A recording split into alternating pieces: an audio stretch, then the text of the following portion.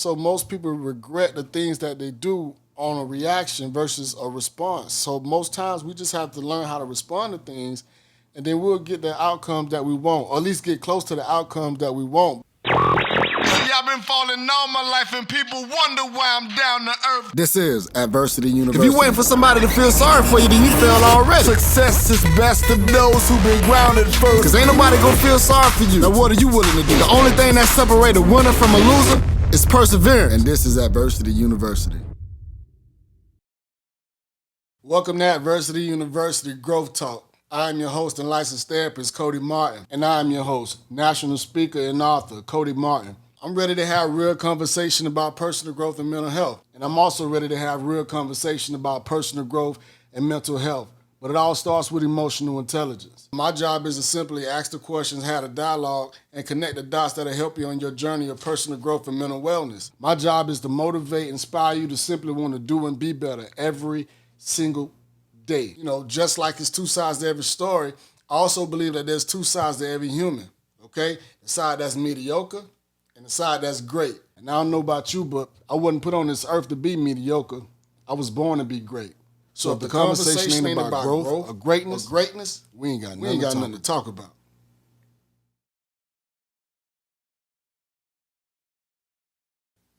All right, well, welcome back. So let's dive right in. I mean, you know the routine, scared of 1 to 5. What you looking like today? You know what? To be honest with you, I'm at a 5. I feel good. I can't complain. I'm hype. I'm ready to go. I'm ready to chop it up with you. I'm ready to, you know what I'm saying, just get it in. 5, that's what we aiming. That's what we aim for, right? That's where I'm at. So I definitely appreciate you.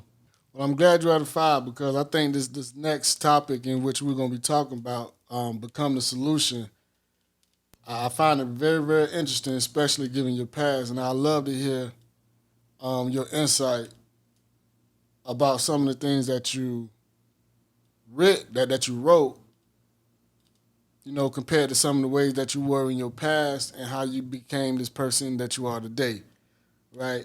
So let's just dive right into it. So, you know, on the reflection, become the solution, you wrote, the fight that we need to fight is not physical and driven by hate because love conquers all.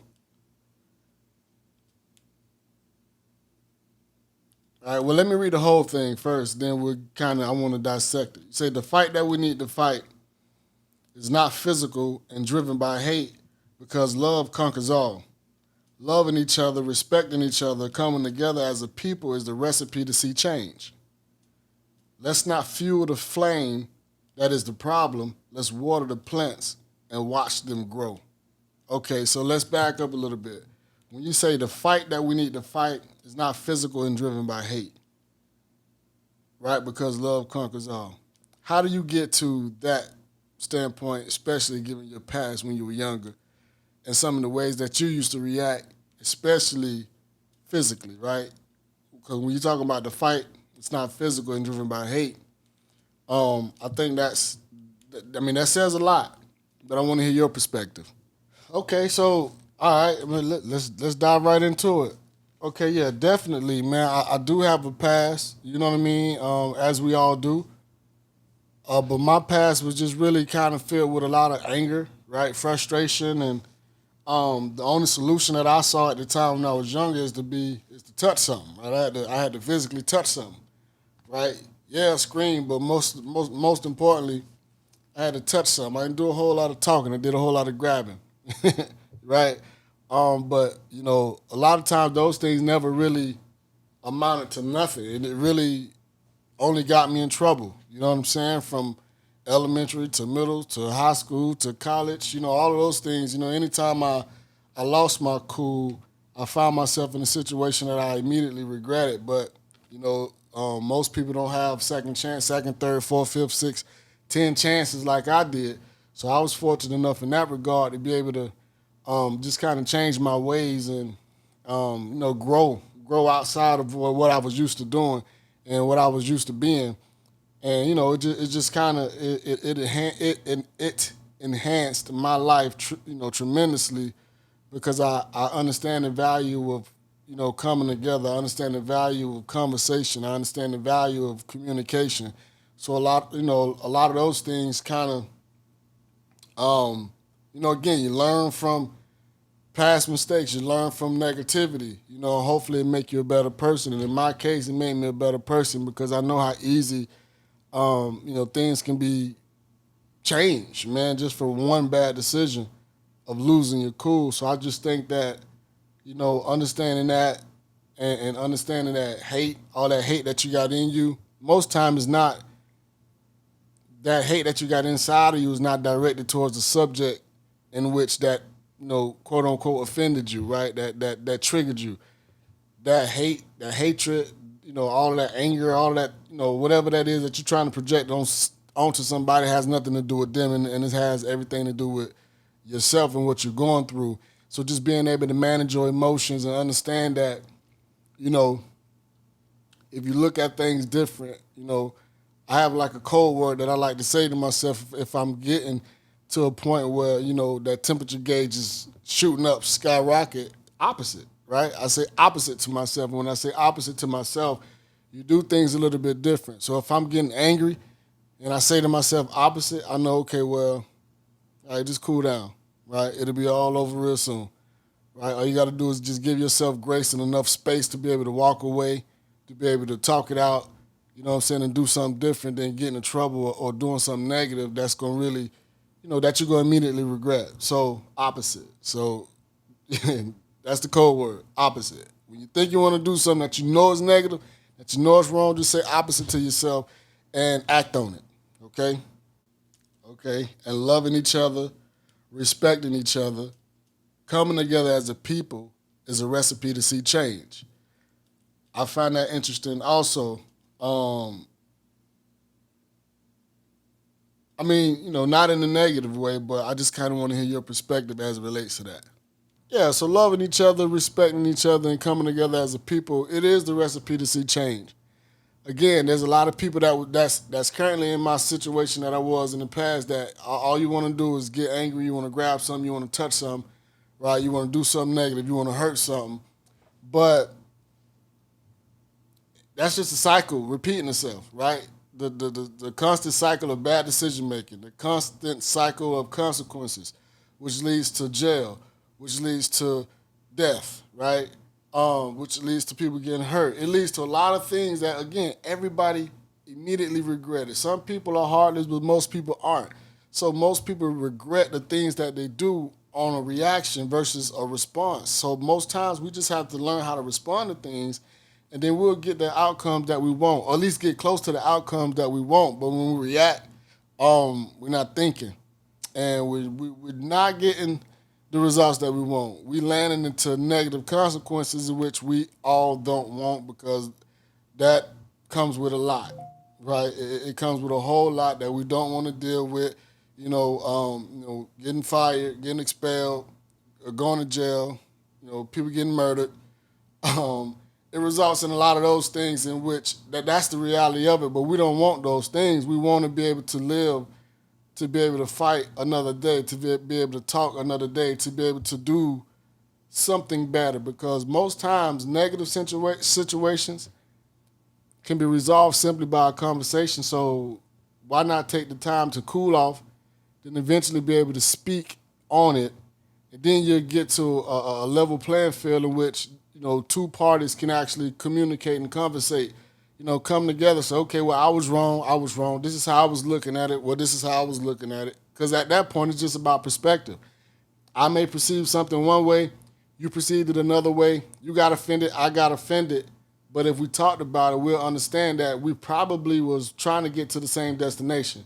We just went about it different ways. So my ego and pride got in the way, your ego and pride got in the way, and now we, in a situation that we really just don't want to be in. Right? Because I know everybody want to be able to get back home. Everybody want to, get to their families and smile and be happy, right? Just like I'm at a 5 right now. Okay, that's important. To be at a 5, and that's the goal, is to be at a 5 every single day. Yeah, we're going to have the ups and downs. Some days we're going to have 1s. Some days we're going to have 2s, 3s, 4s. You know what I'm saying? But ultimately the goal is to get to the 5. So let's get to the 5 and stay there. And that's coming together. And if you can envision, if you know that you're at a 2 then you know that you know what I'm saying, you on shaky grounds right now. So you may get offended from a lot of things that people are presenting to you. So just give yourself some grace and give those other people some grace, and you could be able to make it to another day, right, without consequences. Okay, so, you know, that's very important. Okay, and lastly, we say, you know, we talk about, you know, let's not fuel the flame that is the problem. Let's water the plants and watch them grow. So I'm guessing the plants are the solution? Yeah, so we don't want to fuel the flame that is the problem, right? We want to water the plant and watch that grow, which is, yes, it's the solution, right? It is absolutely the solution. So the thing is, we know that, and see, we gotta look at life like this, and it's real important. If we all look at life like, okay, well, I know I got a certain source of trauma in me. I got things that trigger me to be a certain way. If I'm dealing with that, if we are human beings, right, and we all come from similar situations and backgrounds, not the same but similar, right, and you got triggers and you got trauma, then you should expect that from that other person.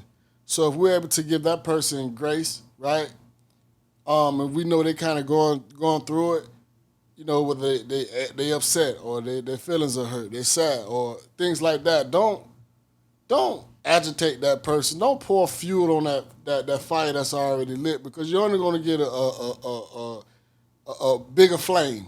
You know what I'm saying? And that bigger flame, it never ends well.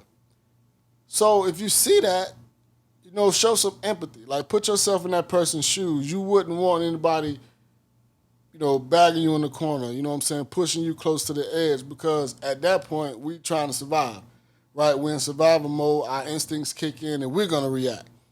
So don't fuel that flame that is the problem.